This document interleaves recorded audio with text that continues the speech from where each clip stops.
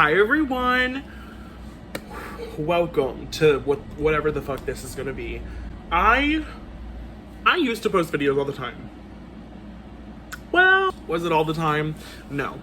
In middle school, high school, I was like, I'm posting videos and doing all these challenges, and then YouTube took so many different turns, and I just didn't know what I wanted to do in my life. I didn't know what I wanted to do on YouTube, and I didn't know what I wanted to do in my life. But here I sit now in a salon that I currently own, and life is crazy because I just never, if you would have asked me where I would have been, not even by this age, just after high school, I probably wouldn't have said I would have went to beauty school because it didn't really sound like an option that was realistic. Because what was I gonna do? Work at Great Clips, make minimum wage? Like, I don't know, it just didn't feel like a very promising career. And especially because I didn't want to do hair. Hated it. Complained about it every day. And like truly almost considered dropping out a good couple times. But I graduated and I was working, my aunt had a shop. I felt really lost. I really didn't know what I was doing with life in general. I was working at a pharmacy still part-time while I was here. I didn't have a lot of clients. I didn't know how to build clients. I didn't really enjoy doing hair. Like, I was like, I don't like this. At least I didn't think. I was like, I don't think I like this. And it was this kind of like this idea I had in my head of like, you know, if you tell yourself something enough times, you believe it. So I truly, for my entire time in beauty school, was like, I don't like doing hair. I don't like it. Hate it.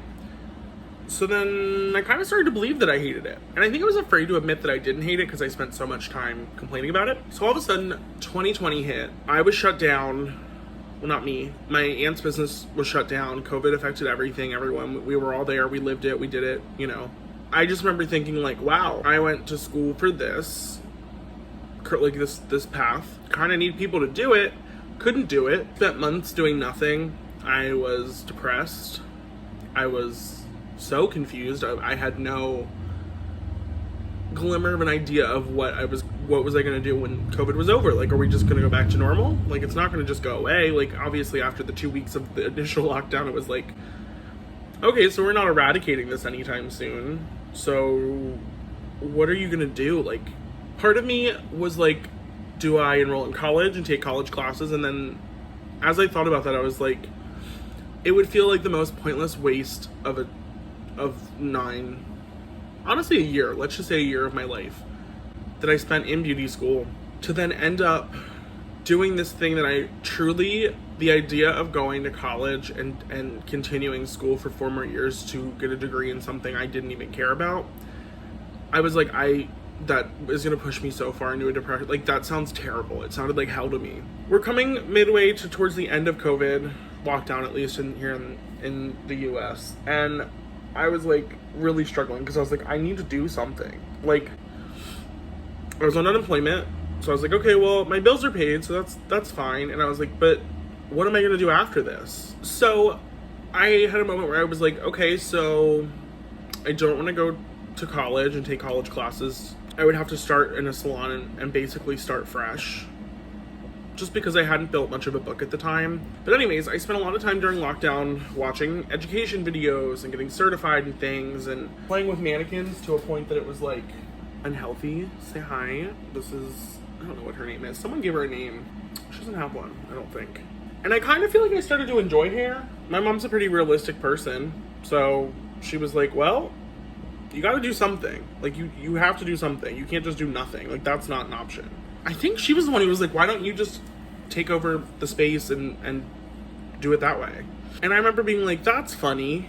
Not funny, haha, funny, weird. You think I should have a business?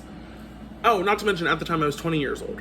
So in my head, I was like, I'm not qualified to do that. There's no part of me that can do that. But the idea like was in my head, and there was something about it that like, I had that gut feeling where it kind of excited me, but I was scared.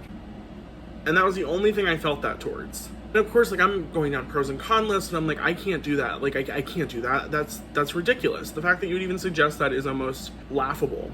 And she was like, what's the worst thing that happens? You fail? So what? You're 20. It didn't work out. Move on. At least you can say you tried it. You know when you have this, like, idea of, like, all these worst case scenarios, like, terrible, awful, insane things that would go wrong or, like, happen and be like, no, but, like, then I would look like such a failure and all this. So when she looked at me and said, what's the worst thing that's going to happen? You fail? And I was like, I guess that is the worst thing that's going to happen, is I fail. So what? Like, it almost was like, it made me feel stupid for questioning it at all. So I'm like trying to figure out what that would even entail. And she recommended a program, I think that's nationwide, score.org.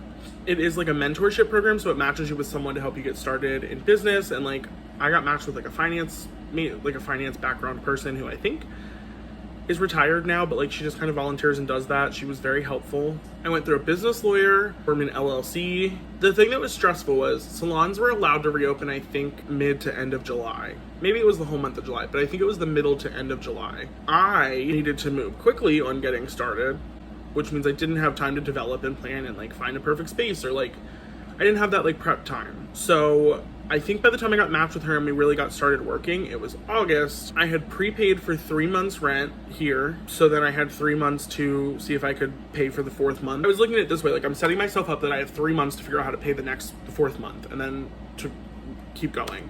So I'm sitting with my business person anyways, and I'm like, so I already paid for the 3 months rent. So that counts August, September, October. I need to get things ready to open. So that's pretty much a good chunk of like half to 2/3 of August, but I need to like legally be able to do that before I'm just running in head first and being like, oops, I'm not legally set up correctly. And it all just like felt like it was happening really, really quickly. And I was like, no, but like I was just waiting for something to go wrong. And I was terrified. I was so terrified that we were going to get shut back down again, because I was like, that would be, I mean, I wouldn't be able to restart. Like if we got shut down, I'm done. And then it worked. I mean, it was like January and I was like, I'm doing this. I'm not making money, but I'm not losing money holding a book, and like time keeps going, and like then all of a sudden it's September again. And I'm like, oh my God, I've been open for a year. And I'm like, where did the year go? And I'm like, this is insane. I was 21 then. I'm like, I have a business that's still open post-COVID, which super difficult because there was strict regulations and like building new clients and having that trust when there's a, like, I don't want to get people sick, but like someone has to trust you enough to come to your salon, and like that's a big thing with hair. Like that's your vanity, that's your look. Like, and I'm so fortunate that I had so many people support share free advertisement almost. It was more than I even did when I like before COVID. I really had to sell myself, and then part of me was like, what am I selling? I don't understand the product or the goods. It's like the middle of August again, and I'm realizing like I've been open for 2 years. I'm not the same person I was before COVID. Post-COVID, I was depressed, and I felt like my mental health was like the worst it's ever been. And as I'm looking into symptoms and stuff, I'm like, I don't think this is just depression. And you know, TikTok loves to think it knows you. So I really was like, I'm getting a lot of ADHD related content, and I'm like, I relate to a lot of this. And I couldn't figure out why. I was like, this feels weird. Like there's no way I have ADHD. That's usually diagnosed when you're much younger. It's not diagnosed when you're young in women. It gets overlooked a lot. But I was like, let's just treat the depression. Like, you think you've been depressed since high school. And then I was like, being depressed isn't just being suicidal. So I was on an antidepressant. I am very instant gratification. It wasn't working right away. So we switched to another one. That was not my favorite medication I've ever had. It numbed me. I was so numb.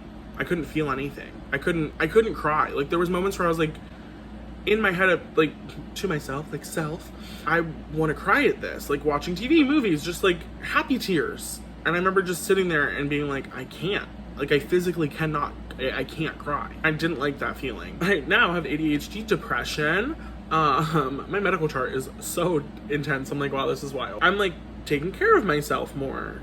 There's a whole other journey that I really want to share, and I'll make it a whole separate video. But I'm here now, and I'm literally sitting here on a Friday, painting a board to cricket on, so I can have a sign to remind myself to rebook people, because I'm really, let me tell you, the ADHD hits, and I'm like, oh, let's get you checked out. And I'm like, well, this is fun. Thanks for coming in. Thanks for spending time with me. It's nice seeing you. And then they leave, and I go, oh, I should rebook you.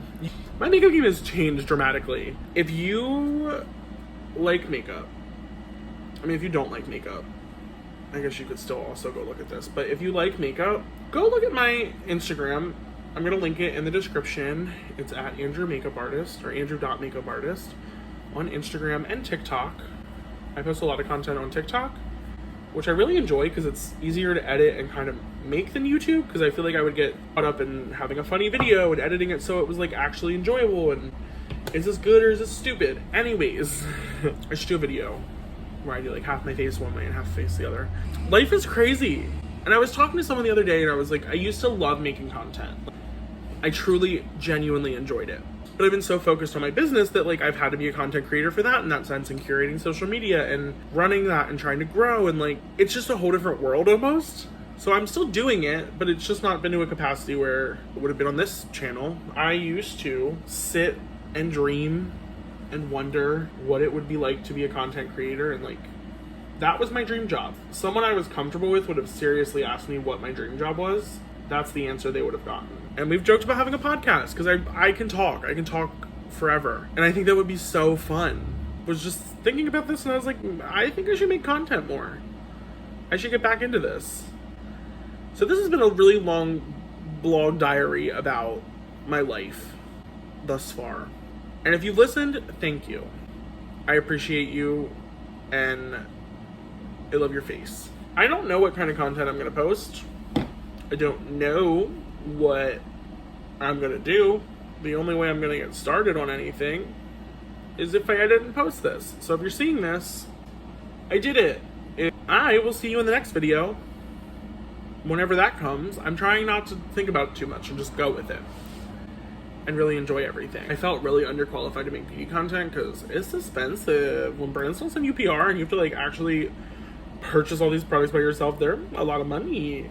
But anyways, thank you so much for watching. If you enjoyed this video and catching up and you want to stick around for the future, hit that subscribe button, turn on notifications so you know when I post, so when I do, it's not like, oh my god, I missed this. It's like, boom, look, duh, hey, you want to watch? Keep an eye out on my TikTok for other content and more frequent content, makeup related, life related, hair related, and follow my Instagram, and comment down below and just say hi. Anyways, thank you so much for watching, and I will see you guys in the next one. Bye!